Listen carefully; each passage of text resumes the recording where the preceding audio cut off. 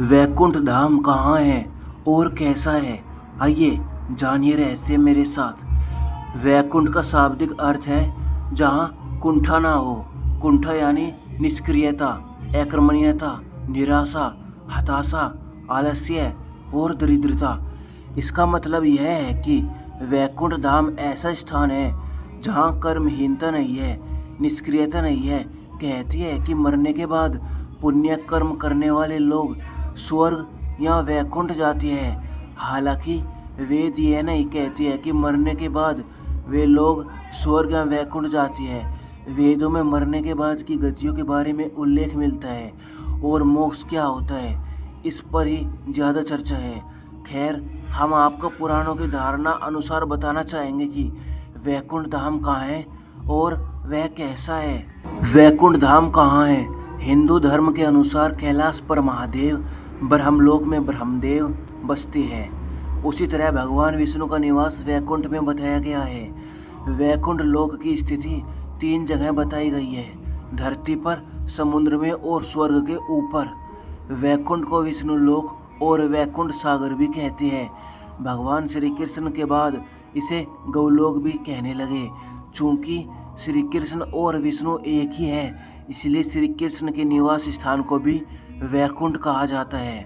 पहला वैकुंठ धाम धरती पर बद्रीनाथ, जगन्नाथ और द्वारिकापुरी को भी वैकुंठ धाम कहा जाता है। चारों धामों में सर्वश्रेष्ठ, हिंदुओं का सबसे पावन तीर्थ बद्रीनाथ नर और नारायण पर्वत श्रृंखलाओं से घिरा अलकनंदा नदी के बाएं तट पर नीलकंठ पर्वत श्रृंखला की पृष्ठभूमि पर स्थित है। भारत के उत्तर में स्थित यह मंदिर भगवान विष्णु का दरबार माना जाता है। बद्रीनाथ धाम में सनातन धर्म के सर्वश्रेष्ठ आराध्य देव श्री बद्रीनारायण भगवान के 5 स्वरूपों की पूजा अर्चना होती है। विष्णु के इन 5 रूपों को पंचबद्री के नाम से भी जाना जाता है: श्री विशाल बद्री, श्री योग ध्यान बद्री, श्री भविष्य बद्री, श्री वृद्ध बद्री और श्री आदि बद्री। बद्रीनाथ के अलावा द्वारिका और जगन्नाथपुरी को भी वैकुंठ धाम कहा जाता है। कहते हैं कि सतयुग में बद्रीनाथ धाम की स्थापना नारायण ने की थी।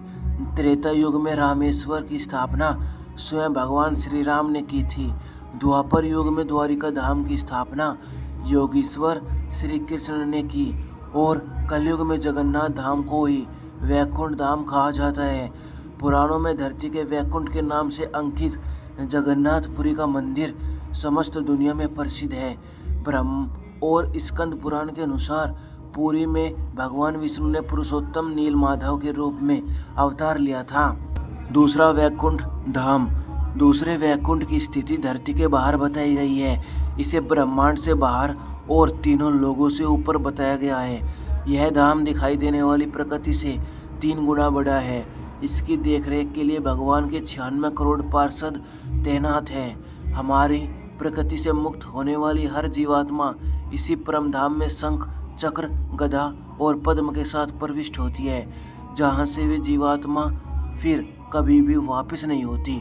यहाँ श्री विष्णु अपनी 4 पटरानियों श्री देवी, भूदेवी, नीला और महालक्ष्मी के साथ निवास करते हैं। इसी वैकुंठ के बारे में कहा जाता है कि मरने के बाद विष्णु भक्त पुण्य आत्मा यहाँ पहुँच जाती है।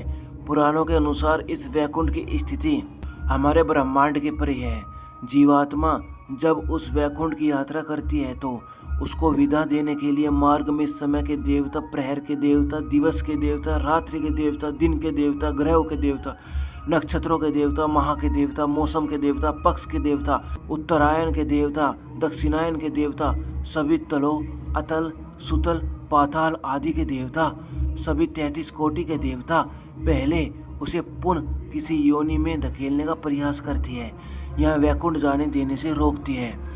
लेकिन जो जीवात्मा प्रभु श्री विष्णु की शरणागति होता है उसको ये सभी एक बाद विभूति के अंतिम समय तक जाती है और त्रिपाद विभूति के बाहर प्रवाहित होने वाली विरजा नदी के तट पर छोड़ देती है। इसी एक पाद विभूति में हमारा संपूर्ण ब्रह्मांड और सारे लोग अवस्थित है। इस एक पाद विभूति की सीमा के बाद शुरू होता है वैकुंठ धाम। पौराणिक मान्यता है कि इसी वैकुंठ धाम और एक पाद विभूति के मध्य विरजन नामक एक नदी बहती है। इस नदी से त्रिपाद विभूति शुरू होती है, जो वैकुंठ लोक है। मुक्त होने वाली जीवात्मा को जब सभी देवता विरजन नदी तक छोड़कर जाती है, जब वह जीवात्मा नदी में डुबकी लगाकर उस पार चली जाती है, उस पार से पार्षदगण उसको सीधे श्री हरि विष्णु के पास ले जाती है, जहाँ वह उसके दर्शन करके परमानंद को प्राप्त करता है। इस प्रकार त्रिपाद विभूति में ही वह जीवात्मा सदा के लिए स्थापित हो जाती है। पुराणों में इस वैकुंठ धाम का बड़ा ही रोचक चित्रण किया गया है। हे अर्जुन, अव्यक्त अक्षर इस नाम से कहा गया है। उसी अक्षर नामक अव्यक्त भाव को परम गति कहते हैं। जिस सनातन अव्यक्त भाव को प्राप्त होकर मनुष्य वापस नहीं आते, वह मेरा परम धाम है। उसी को मोक्ष कहते हैं। तीसरा वैकुंठ धाम। भगवान श्री कृष्ण ने द्वारिका के बाद एक और नगर बसाया था, जिसे वैकुंठ कहा जाता था। कुछ इतिहासकारों के मुताबिक अरावली की पहाड़ी श्रृंखला पर कहीं वैकुंठ धाम बसाया गया था, जहां इंसान नहीं सिर्फ साधक ही रहते थे। भारत की भौगोलिक संरचना में अरावली प्राचीनतम पर्वत है। भूशास्त्र के अनुसार भारत का सबसे प्राचीन पर्वत अरावली का पर्वत है। माना जाता है कि यहीं पर श्री कृष्ण ने वैकुंठ नगरी बसाई थी। राजस्थान में यह पहाड़ नैऋत्य दिशा से चलता हुआ ईशान दिशा में करीब दिल्ली तक पहुंचा है। अरावली या अरवली उत्तर भारतीय पर्वतमाला है। राजस्थान राज्य के पूर्वोत्तर क्षेत्र से गुजरती 560 किलोमीटर लंबी इस पर्वतमाला की कुछ चट्टानी पहाड़ियाँ दिल्ली के दक्षिण हिस्से तक चली गई है। अगर गुजरात के किनारे अरबुद या माउंट आबू का पहाड़ उसका एक सिरा है, तो दिल्ली के पास की छोटी छोटी पहाड़ियाँ धीरज दूसरा सिरा है। वैकुंठ और परमधाम में अंतर।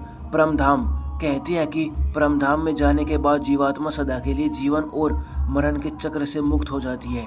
यह धाम सबसे ऊपर अर्थात सर्वोच्च है। यहाँ निरंतर अक्षय सुख की अनुभूति होती रहती है। यह धाम स्वयं प्रकाशित है। यहाँ न सुख है और न दुख है, यहाँ बस परम आनंद ही है। वैकुंठ धाम।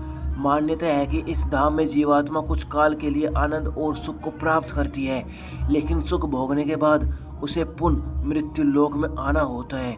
इस स्थान को स्वर्ग से ऊपर बताया गया है। वैकुंठ के ऊपर कैलाश पर्वत है।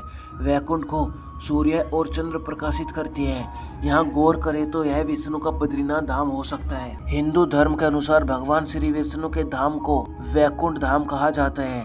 आपने चारों धामों के नाम तो सुने ही होंगे, बद्रीनाथ, द्वारिका, जगन्नाथ और रामेश्वरम। इसमें से बद्रीनाथ धाम भगवान विष्णु का धाम है।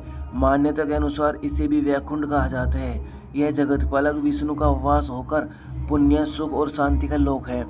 हे अर्जुन, जिस परम पद को प्राप्त होकर मनुष्य लौटकर संसार में नहीं आते हैं, उस स्वयं प्रकाश परम पद को न सूर्य प्रकाशित कर सकता है, न चंद्रमा और न अग्नि ही। वही मेरा परम धाम है। हे अर्जुन, ब्रह्मलोक सहित सभी लोग पुनरावर्ती है, परंतु हे कुंती पुत्र, मुझको प्राप्त होकर पुनर्जन्म नहीं होता है, क्योंकि मैं कालातीत हूँ और ये सब ब्रह्मादि के लोक काल द्वारा सीमित होने से अनित्य है। दोस्तों, आपको यह वीडियो कैसी लगी कमेंट करके बताना। वीडियो को लाइक करना, शेयर करना, कमेंट करना और हमारे चैनल को सब्सक्राइब करना। अपने दोस्तों में शेयर करना, अपनी फैमिली में शेयर करना और बने रहना हमारे चैनल वेदों की दुनिया में। धन्यवाद आपका इतनी वीडियो देखने के लिए, इतनी क्या पूरी वीडियो देखने के लिए।